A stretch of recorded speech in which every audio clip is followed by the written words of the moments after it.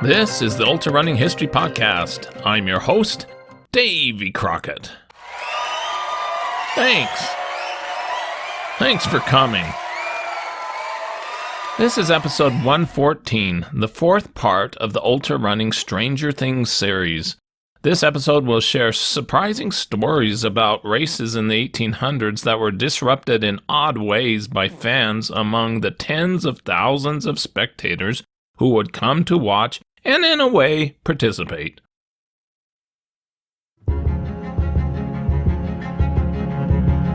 Today's ultras usually have few disruptions from outsiders or spectators.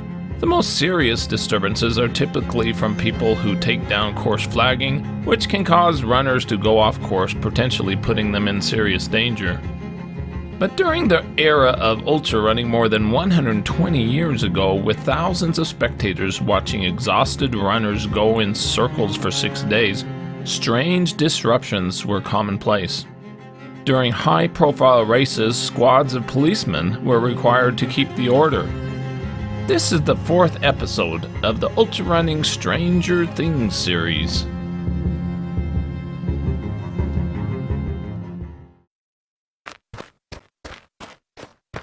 In 1879, at Canarsie, Brooklyn, New York, an indoor 6-day walking competition was taking place between 5 walkers in front of a nice crowd at Lehman's Hotel. The event was going along fine until 2 well-known local men entered the room, John Wilson and Alec Fisher. At the time, most of the competitors were off track, sleeping, and so were many of the spectators in their seats snoring away. It was reported, Wilson jumped on the track and commenced breaking it up, while Fisher went around the room upsetting the benches on which were the sleeping Canarsieites. One of the walkers, Clinton Drake, requested Wilson to desist from breaking up the track, whereupon Wilson caught Drake by the shoulders, shook him, and threatened to throw him out the window. Wilson broke the track up to such an extent that it became necessary to stop the walk. The 2 men were arrested by a constable. Also in 1879, a contest in the Industrial Art Building in Philadelphia experienced many disruptions. Melville B. Apgar of New York City, who fought in the Civil War as an underage infantryman, was in the lead on day 4 of a 6-day race when an incident ruined his race. He was going around at a fair gate when a drunken man came on the track and the acting referee Jones ordered him off. He refused to go and a scuffle ensued, during which the drunken man fell against Apgar as he was passing and knocked him down. Apgar tried to continue for several more miles, but his knee had been sprained and he had to withdraw from the race. Apgar and his friends criticized the race management, and one of them, Clark, made a very inflammatory speech about the terrible treatment received. He was instantly surrounded by a crowd, and cries of, "Put him out," and "Kill him," and the like were freely used, and a rush was made. The race manager asked the police to kick Clark out of the building, which they did. Rumors circulated that there were further threats against Apgar and his friends from John Comber's notorious Reading Hose Gang. The gangs were legendary, and the penny press of the day gave them names and covered their rumbles with glee. There were Bowery Boys and Broadway Boys, Carryonians and Chichesters, the Plug Uglies, and the Dead Rabbits. A large police force of officers was brought in to prevent any more disturbances. But still, Trix Muldoon, a member of the gang, stole a cornet from a musician who was playing in the band during the event. The Reading Hose Gang was an infamous group of ruffians that made their headquarters near the Reading Railroad Depot. Over the years, several murderers were traced to the gang, along with many arrests for other crimes.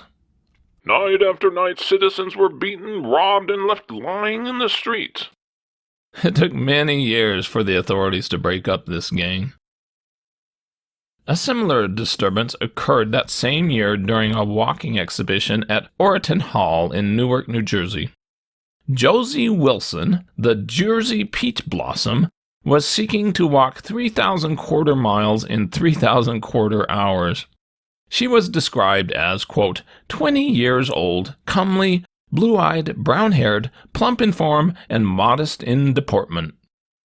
After reaching 2,700 quarter miles in front of several hundred people, it was announced that admission would be free the next day. There was so much interest in the free tickets on that Sunday that the people were asked to take turns viewing in half-hour shifts. A few gentlemen quitted the hall, but the majority refused to go. Meantime, the crowd outside struggled to get in. A rush was made. The street doors were burst open, and a howling mob surged up the stairway.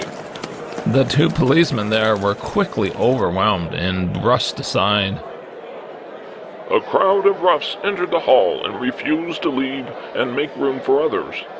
There was a row, which caused wild excitement. Oaths, curses, and blows followed. A telegraph was sent asking for more police. As Miss Wilson finished a lap, she became terribly frightened and nervous because of the unruly crowd. Several ruffians began quarreling near the track. She trembled violently, and her face became white with fear. The next second, she fell in a dead faint on the track. She was carried to her room and placed on a lounge. In another minute, she was seized by an epileptic fit. A squad of 8 police soon appeared, but the trouble was over. The chief of police ordered that the exhibition be closed. Practically, this was done already, for Miss Wilson, upon reaching her quarters, swooned away, and 2 physicians were called to attend her. It was said to be a matter of life and death, and her trainer therefore requested the audience to retire. In a few minutes, the hall was cleared. It took the doctors an hour before they could bring Miss Wilson back to consciousness. She would go on to compete in just one more event.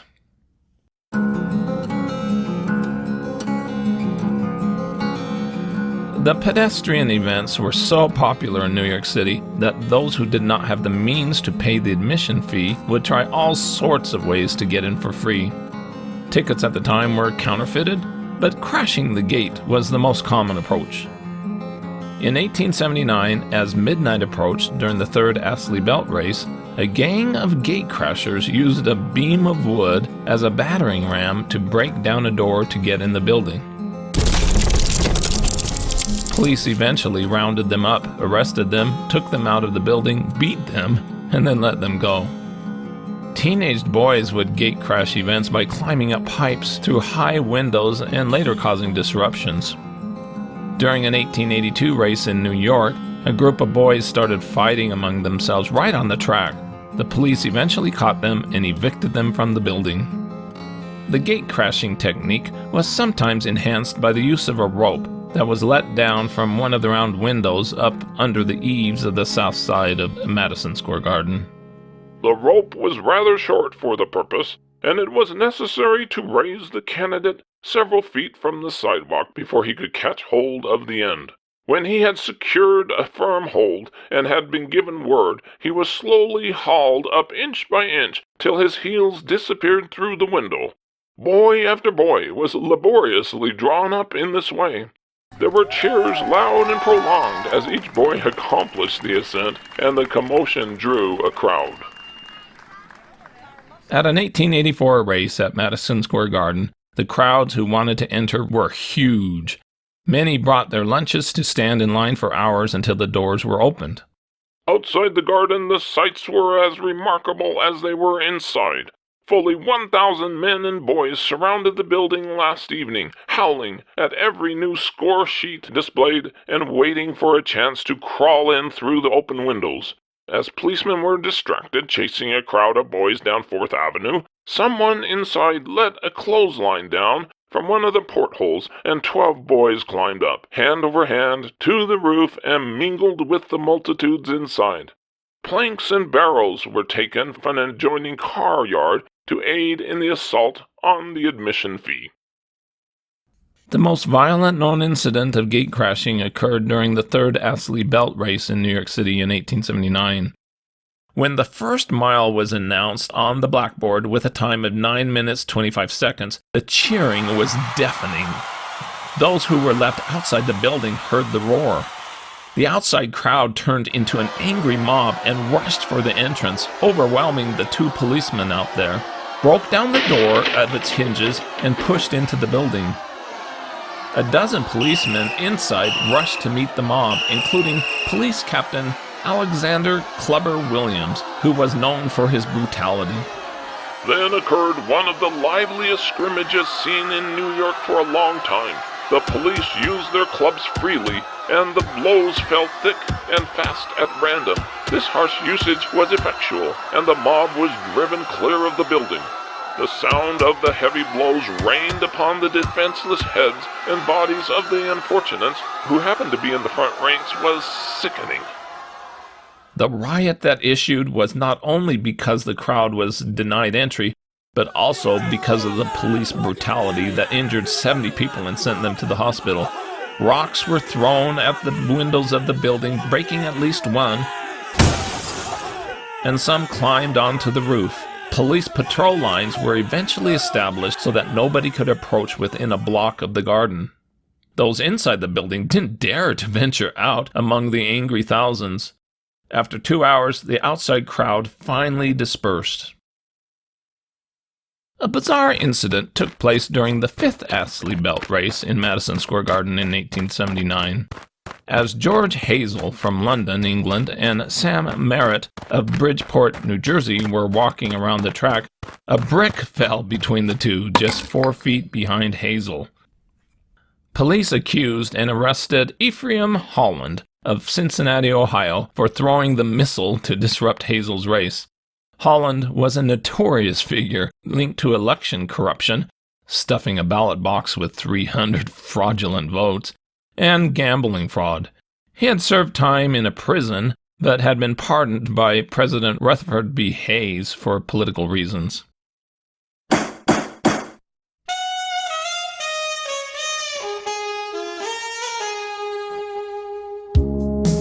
At a trial held the next day in the Jefferson Market Police Court, New York, as the race continued, Holland showed up, quote, a middle-aged man well-dressed and wore a brownish mustache. Unfortunately, Frank Creamer of Williamsburg, New York, the witness of the throwing of the stone, failed to appear for some reason.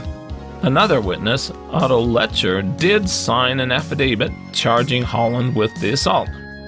Holland's lawyer asked for a dismissal because there was no evidence that the missile was aimed at Hazel. But the prosecution maintained that for 36 hours, Holland had been trying to injure Hazel because he had heavily wagered on the order of the finishers and Hazel was doing too well. Hazel's trainer testified, He tried to get into Hazel's tent and at his food and was driven away. He had been warned that Holland would try to put drugs in Hazel's food. Holland yelled, I never threw that stone. Officer McCoy was put on the stand and testified that Holland was about 15 feet from the track and he had seen the brick pass over the heads of the crowd and by several ladies and then rebound on the track. Letcher, the complaining witness, testified he saw Holland's arm raised as if to throw something, and immediately afterward the stone fell. But the second witness was needed to convict, and he still didn't show up. Ephraim Holland left the court with a crowd of sporting men who shook him by the hand and expressed their conviction that Ephraim could not have committed the act. Holland himself stoutly denied the throwing of the stone and claimed that he was the victim of a mistake. Holland continued in his corruption activities. The following year, he was shot in the thigh on the streets of Cincinnati in a gambling dispute. He finally met his demise in 1887 at the age of 51, thought to be caused by the continued problems from the pistol ball wound in his thigh. He had been credited for establishing the largest gambling house ever run in the country up to that point. There were many other disruptions on the track. Sometimes wealthy spectators would cause a welcome distraction for the runners. They would throw money on the track in front of a group of runners on watch with amusements as the contestants sprinted to go secure the prize. Those who had wagers on the results were so intense that sometimes they assaulted scorers if they thought that they were shortchanging their runner of laps. This took place in 1882 in Madison Square Garden. A scorer named Roberts was attacked by an angry mob at 3 a.m. It was reported, Many in this crowd were intoxicating and insulting. They accused him of putting up the wrong figures. Being unable to quietly rest under these aspirations upon his character, Roberts descended the ladder from the platform where he was on duty and undertook to reason with the excited men. They pitched upon him and beat him unmercifully. The police officers were at the other end of the garden, and the ruffians only stopped impounding Roberts when they were satisfied with their work. Roberts retired but returned to his scoring work the next day with, quote, a bruised head and discolored eyes. Scorers did make mistakes and had to be watched closely. In another race, an amateur athlete was keeping score on Robert Vince's score dial and gave him an extra mile. This was discovered by a young man in charge of the official score sheet. Yeah, my bad. Because it was the second time this guy made the mistake, the dial turner was fired. Angry mobs were a fear to those who officiated these races. In 1880 in England, during a 50-mile walking match held in the Agricultural Hall of London, the referee George W. Atkinson was brutally assaulted by a mob for disqualifying a walker named Jack Hibbert after repeated warnings about his walking method. The police were called upon to give Mr. Atkinson safe conduct from the building. He was attacked merely for daring to assert the rights of his office. For a time the police kept them at bay, but finally the mob broke in, took possession of the track, and surrounded the referee, who was threatened with annihilation. One ruffian struck the referee on the head, whereupon the police came to the rescue, and no further violence was offered. One rascal tried to throw down another walker and fights followed. Atkinson gave orders for the race to be stopped because it was impossible to clear the course and let the walkers compete safely. During a 6-day race at Madison Square Garden in 1891, a detained man broke out of a nearby building, rushed into the garden, and started to run around the track. On his third lap, he was finally arrested, taken to the police station, and later sent to Bellevue Hospital. In 1888, a one-legged boy of 14 years came out on the Madison Square Garden track. The cripple refused to leave the path of the men, and when the policemen attempted to take him out of the garden, the boy fought them, using his crutch as a weapon. The rebellious lad was locked up. In that same race, there were bigger disturbances.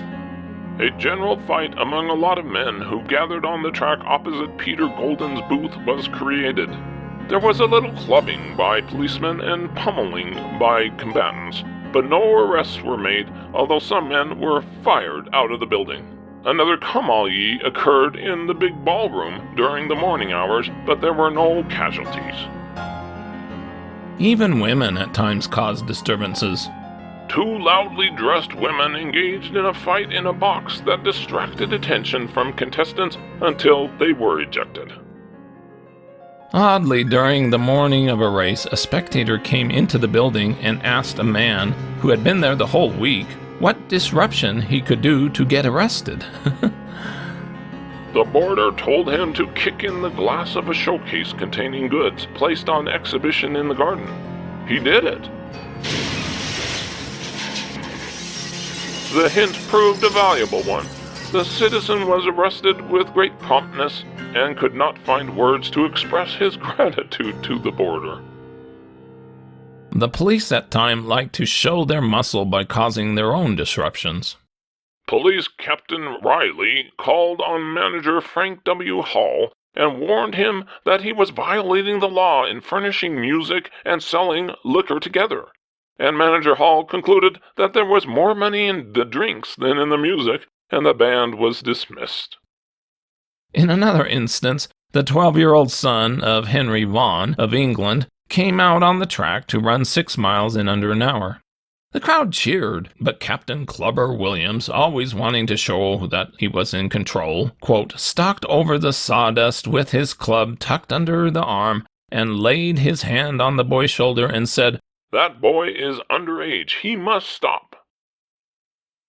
More and more the events became more unruly. The New York Press noticed and wrote, "The walking mania has reached a queer stage. The halls have in many cases been turned into drinking places, and loafers spend their nights there in boisterous fun. Give us a rest." At 1:30 a.m. of a race, a Mr. Walden wanted free tickets from the race manager. When the manager replied gruffly, the man struck him with his fist, flooring him. Police took the man into custody.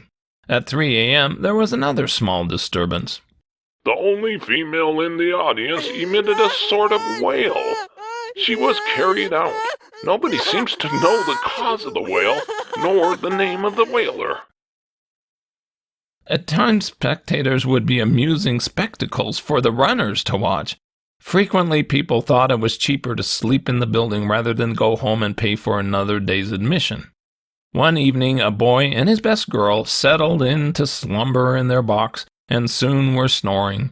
Runners thought it was funny to try to hit them with bits of the track as they ran by. Finally, the boy moved a bit, causing the girl to slide off him. She tumbled off the guardrail of the box and down upon the floor of Madison Square Garden, going head over heels in the maneuver. Of course, this awakened her, and her escort realized the situation instantly. He reached over the railing and grasped her hand, pulling her back to the box, the crowd of spectators howling with laughter. The two quickly left the garden, quote, followed to the door by a crowd of hoodlums. Pickpockets went to work while others slept. A fight between two spectators occurred. John Clute had been the most dedicated fan, who had been there every day and night, never leaving. He ate at the in-house restaurant and slept for a while each night in the back chairs. On the Wednesday night, someone stole his pocket watch while he was sleeping. He recognized a man, Charles H. Thompson, who had been sitting close to him on the night of the theft. He immediately accused him of having taken the watch. Hard words followed, resulting in blows. Clute proved too much for the man, and finally the stranger admitted that he had taken the watch, but it was beyond recovery. Clute had him arrested at the station house. The watch was eventually returned to Clute. Sideshows at times were a distraction for the runners.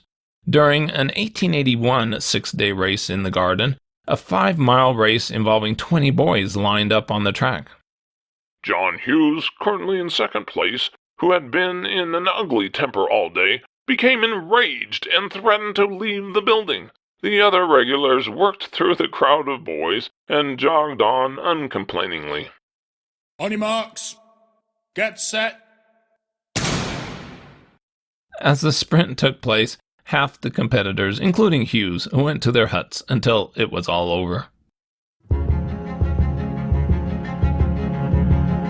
Fights between runner crews were a risk for these events.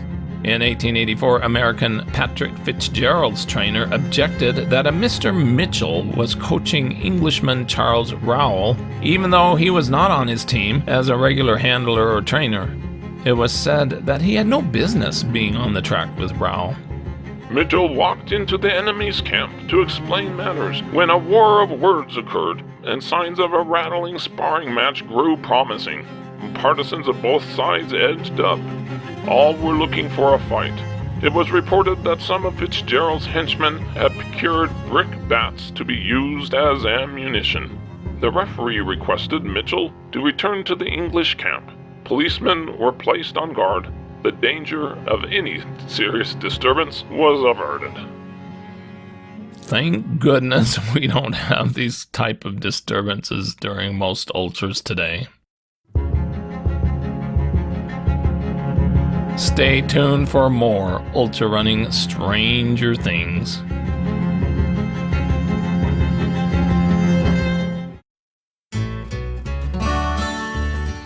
With that, this is Davy Crockett, and this is the Ultra Running History Podcast. I hope you run fast and far, enjoy life, get outdoors, and most of all, stay safe and don't take unnecessary chances.